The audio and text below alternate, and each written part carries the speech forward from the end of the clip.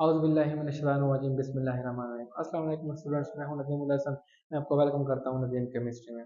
आज का हमारा टॉपिक है सेल और उसके कंपोनेंट्स के बारे में कि सेल क्या होता है और उसके अंदर कौन कौन से कंपोनेंट इस्तेमाल होता है। तो चलिए स्टार्ट करते हैं हमारे पहले पहले सवाल से और जानते हैं कि सेल क्या हो चीज़ होती है। देखिए, सेल बेसिकली एक डिवाइस का नाम है जिसमें हम दो फंक्शन कर सकते हैं। पहला फंक्शन, हम उसमें इलेक्ट्रिकल एनर्जी को चेंज कर सकते हैं किसी भी केमिकल एनर्जी में, या हम ये कर सकते हैं कि हम उस केमिकल एनर्जी को चेंज कर सकते हैं इलेक्ट्रिकल एनर्जी में। तो वो डिवाइस जो इन दोनों में से किसी भी एक चीज से रेफर कर रहा होगा तो वो सेल क्या कहलाए, वो डिवाइस क्या कहलाएगा, सेल कहलाएगा। फॉर एग्जांपल देखिए, आपके घर में पड़ी हुई बैटरी है, यूपीएस के साथ कनेक्टेड होती है, हर एक बंदे के घर में आजकल अवेलेबल है। तो अगर उसमें देखें तो उसमें कुछ रिएक्शन हो रहा होता है, उसमें क्या होता है, लेड ऑक्साइड और H2SO4। बेसिकली ये केमिकल एनर्जी क्या करते हैं, स्टोर किए हुए होते हैं अपने अंदर, ये केमिकल एनर्जी स्टोर होती है। जब आप यूपीएस चलाते हैं और उसको यूज करते हैं इलेक्ट्रिसिटी वगैरह बेसिकली किसी भी चीज को चलाने के लिए, तो वो क्या करता है, आपकी केमिकल एनर्जी को तब्दील कर रहा होता है रिएक्शन की वजह से। उसमें रिएक्शन ये कन्वर्जन हो जाती है, लेकिन इस कन्वर्जन के दौरान क्या प्रोड्यूस कर रहा होता है, करंट। और उसी करंट से फिर हम अपनी चीजें क्या करते हैं, इस्तेमाल करते हैं। या या फिर आप लाइट आ जाती है तो दोबारा आपकी बैटरी क्या होती है, चार्ज होना शुरू हो जाती है। तब यही रिएक्शन दोबारा किस में चला जाता है, इसके अंदर मीन्स केमिकल एनर्जी में। तो इसमें आप केमिकल एनर्जी क्या होती है, बड़ी होती है, उसे आप इस्तेमाल करते हो और करंट प्रोड्यूस करते हो। और फिर जब बिजली आ जाती है और आप दोबारा चार्जिंग पे लगा देते हैं तो दोबारा आपकी केमिकल एनर्जी क्या होने लग जाती है, शुरू हो जाती है, किसकी मदद से, करंट की मदद से। तो इंटर कन्वर्जन हो रहा है, यही बैटरी आपके पास क्या कहलाता है, एक सेल कहलाता है। सवाल नंबर टू की तरफ चलते हैं और डिस्कस करते हैं कि हमारे सेल की टाइप्स कितनी होती हैं। सेल दो किस्मों का होता है, एक होता है इलेक्ट्रोलाइटिक सेल और एक होता है गैल्वानिक सेल। गैल्वानिक सेल को हम दूसरा क्या नाम देते हैं, वोल्टिक सेल का नाम भी दे सकते हैं। इन दोनों सेल में फर्क क्या है, फर्क इनका होता है कन्वर्जन का। कैसे, देखिए इलेक्ट्रोलाइटिक सेल में क्या होता है कि आप इलेक्ट्रिकल एनर्जी का इस्तेमाल कर रहे होते हैं और इसे कन्वर्ट कर रहे होते हैं किसके अंदर, आपकी केमिकल एनर्जी में। तो ऐसा सेल जिसमें इस किस्म की कन्वर्जन होगी उसे क्या नाम देंगे, इलेक्ट्रोलाइटिक सेल।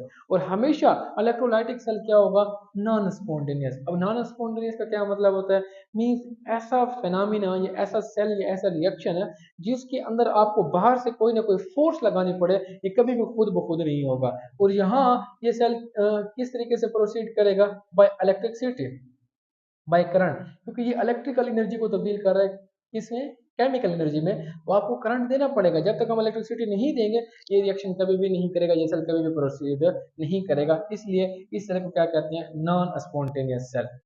इस सेल की एग्जांपल हमारे पास होते हैं purification of metals. Purification of metals, कोई भी मेटल ले लें, जैसे कि कॉपर हो गया, जिंक हो गया, गोल्ड हो गया, इन सब मेटल्स की जो प्योरिफिकेशन का प्रोसेस है वो किसकी मदद से होता है, इलेक्ट्रोलाइटिक सेल की मदद से होता है। दूसरा सेल हमारे पास कौन सा है, गैल्वानिक सेल, या हम जिसे कहते हैं वोल्टिक सेल। वोल्टिक सेल में क्या होता है कि आपकी केमिकल एनर्जी पड़ी होगी, लेकिन अब इस केमिकल एनर्जी को किस में चेंज करेंगे, इलेक्ट्रिसिटी में, करंट में चेंज करेंगे, तब ये सेल क्या कहलाएगा, वोल्टिक, या क्या कहलाएगा आपके पास गैल्वानिक सेल। अब ये रिएक्शन क्या होता है, स्पॉन्टेनियस होता है, ये खुद ब खुद होगा। आपका काम सिर्फ इतना होगा कि आपने एनोड और कैथोड को आपस में कनेक्ट करवाना है, किसी भी चीज को चलाने के लिए जो भी होगा वो इनके दरमियान लगी हुई होगी, ये स्पॉन्टेनियसली खुद ब खुद से क्या करवा देगा, स्टार्ट करवा देगा।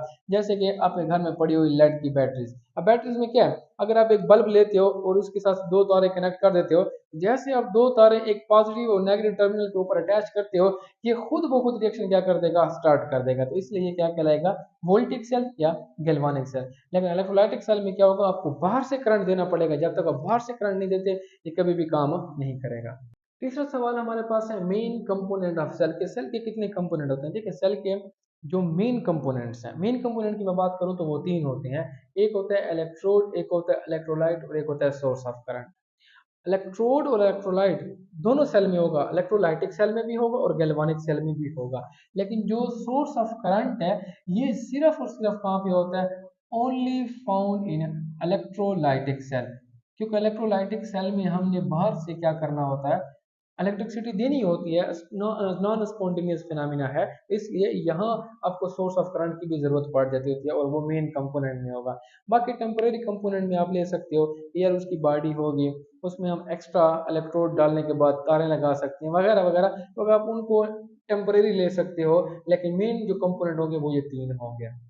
आंसर नंबर 4 पे चलते हैं कि हमारा जो इलेक्ट्रोड है वो क्या है और इलेक्ट्रोड का पर्पस क्या होता है। देखिए, इलेक्ट्रोड आपके पास कोई भी मेटल हो सकता है। अब वो मेटल की प्लेट में शक्ल में हो, वो मेटल वायर तारों की शक्ल में हो, या वो मेटल रॉड शक्ल में हो, किसी भी शक्ल में इस्तेमाल हो रहा होता है, लेकिन उसका मकसद क्या हो, कंडक्टेंस, मीन्स वो कंडक्टर हो, बिजली पास करने वाला हो।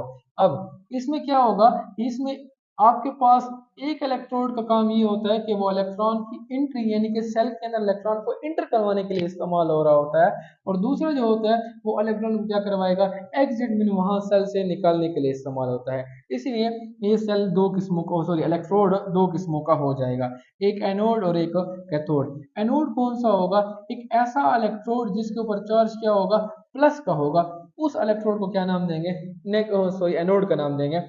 और ऐसा इलेक्ट्रोड जिसके ऊपर चार्ज नेगेटिव लगा हुआ हो, वो क्या होगा, आपके पास कैथोड कहलाएगा। देखिए, अगर ये चार्ज प्लस का है तो इसकी तरफ वो आयन ही अट्रैक्ट होगा जिसके ऊपर चार्ज क्या होना चाहिए, नेगेटिव। बेसिकली इसकी तरफ नेगेटिव आयन वाले क्या होंगे, अट्रैक्ट, जिन्हें आप क्या नाम देते हो, एनाइंस का।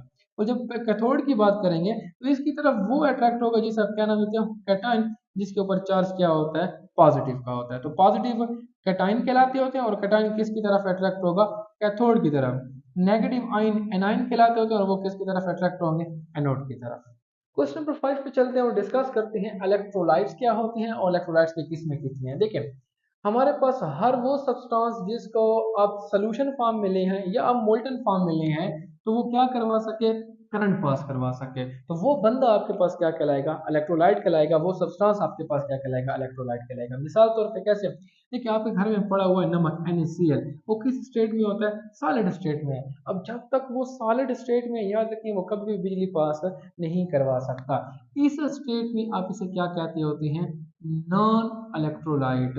हमने कहा इलेक्ट्रोलाइट वो बंदा होगा जो बिजली पास करवा सके, तो वो इलेक्ट्रोलाइट कहलाएगा। जब NaCl सॉलिड फॉर्म में पड़ा है, ये कभी भी बिजली पास नहीं करवा सकता, इसलिए ये क्या कहलाएगा, नॉन इलेक्ट्रोलाइट कहलाएगा। अब इसी नॉन इलेक्ट्रोलाइट को हम इलेक्ट्रोलाइट में कैसे कन्वर्ट करेंगे, तो हम डिस्कस करते हैं कितनी स्टेट्स, दो स्टेट। या तो वही सब्सटेंस सोल्यूशन में आ जाए, या वही सब्सटेंस पिघली हुई शक्ल यानी कि मोल्टन फॉर्म में आ जाए, तब वो इलेक्ट्रोलाइट बन जाएगा, तब वो बिजली भी पास करवा सकेगा। कैसे, देखिए हमारा नमक है NaCl, जब आप इसे पानी में डाल देते हैं, सोल्यूशन बना देते हैं, तो एक्वस सोल्यूशन में आने के बाद आपका यही नमक कन्वर्ट हो जाता है आयंस के अंदर, एक Na प्लस आयन और एक Cl negative ion. Same to same जब यही सॉलिड है, आप इसे हीट के ऊपर रखते हो, तकरीबन 801 डिग्री सेंटीग्रेड जिसको देते हैं, तो आपका यही NaCl जो सॉलिड शक्ल में पड़ा हुआ है, वो कन्वर्ट हो जाएगा मोल्टन पिघली हुई यानी कि लिक्विड स्टेट के अंदर। तब भी इसमें दो आयन आ जाएंगे, एक Na प्लस और एक Cl आयन। दोनों सूरत में हमें क्या मिल रहे हैं, आयन मिल रहे हैं। और याद रखना, करंट दो वजह से फ्लो कर सकता है, या तो इलेक्ट्रॉन की मदद से या फिर आयंस की मदद से। अब इस स्टेट में आयंस बन रहे हैं, तो ये आयन हेल्प करेंगे किसको, करंट को पास करवाने के लिए। तो बेसिकली इन दोनों स्टेट में, सोल्यूशन में भी और मोल्टन में भी, ये क्या कहलाएगा, आपका नमक इलेक्ट्रोलाइट कहलाएगा। लेकिन सॉलिड शक्ल में वही नमक क्या होता है, नॉन इलेक्ट्रोलाइट। अब आपका सवाल ये होगा कि सर सॉलिड में भी तो Na प्लस और Cl नेगेटिव है, आयंस हैं, लेकिन देखिए जब तक आयन फ्री नहीं है और मोशन नहीं कर सकता, तब तक बिजली पास नहीं कर सकता। आयन का फायदा तब है जब वो फ्री हो, जब वो मोशन कर सके। इस स्टेट में वो हाईली बाउंडेड है, इसलिए वो फ्लो नहीं कर सकता, लेकिन इस स्टेट में ये फ्री हो चुके हैं, ये मोशन कर सकते हैं, इसलिए ये क्या कहलाएगा, कंडक्टर कहलाएंगे। और ये बेसिकली नॉन इलेक्ट्रोलाइट है, ये बिल्कुल भी कंडक्टर नहीं होगा। टाइप्स की बात कर लेते हैं। आपके पास तीन किस्में होते हैं, एक होते हैं स्ट्रॉन्ग इलेक्ट्रोलाइट, एक होता है वीक इलेक्ट्रोलाइट, और एक होता है नॉन इलेक्ट्रोलाइट। इलेक्ट्रोलाइट की तीन किस्में। फर्क क्या है, फर्क ये है कि इनका फर्क आयंस की बुनियाद के ऊपर होता है, मींस आयोनाइजेशन की बुनियाद के ऊपर होता है कि कौन कितना आयोनाइज्ड हो रहा है। जो होता है स्ट्रॉन्ग इलेक्ट्रोलाइट, ये कंप्लीटली आयोनाइज्ड होता है। जो होता है वीक इलेक्ट्रोलाइट, ये पार्शियली आयोनाइज्ड होता है। और जो होता है नॉन इलेक्ट्रोलाइट, ये बिल्कुल भी कोई आयन नहीं देता, इसमें जरा बराबर भी आयन नहीं है। जब इसमें आयन नहीं है तो ये क्या कहलाएगा, नॉन इलेक्ट्रोलाइट, जैसे कि हमारा सॉलिड स्टेट में पड़ा हुआ नमक। एग्जांपल्स तीनों के लिए, पहले पहले देखिए HCl पड़ा हुआ है। अगर मैं HCl के 10 मोल ले लेता हूँ, तो स्टार्टिंग में आपको पता है रिएक्शन स्टार्ट नहीं हुआ या इसकी डिसोसिएशन स्टार्ट नहीं हुई, तब H भी जीरो होगा और Cl भी क्या होगा, जीरो होगा। लेकिन जब एंड पॉइंट आएगा तो क्या होगा, HCl जीरो बच जाएगा क्योंकि सारा का सारा ACl तब्दील हो जाएगा किसमें, H में और Cl नेगेटिव में। अब इसे देखिए ये कंप्लीटली आयोनाइज्ड हो चुका है, इसलिए ये क्या कहलाएगा, स्ट्रॉन्ग इलेक्ट्रोलाइट कहलाएगा। लेकिन अगर मैं इस एग्जांपल में देखूं अमोनियम हाइड्रोक्साइड की, तो अमोनियम हाइड्रोक्साइड क्या कर रहा है, डिसोसिएट जरूर हो रहा है। किस तरीके से कि स्टार्ट के अंदर आपके पास 10 मोल अगर आपने लिया था, तो ये शुरू शुरू में रिएक्शन स्टार्ट नहीं हुआ तो ये भी जीरो होगा और ये भी जीरो होगा। लेकिन जब फाइनल स्टेज पहुंचेगी, एंड पॉइंट पहुंचेगा, तो आपके पास 5 मोल ये बचा हुआ होगा, 5 ये और 5 ये, मतलब ये पूरा का पूरा डिसोसिएट नहीं हो रहा। ये किस तरीके से हो रहा है, पार्शियल डिसोसिएशन का।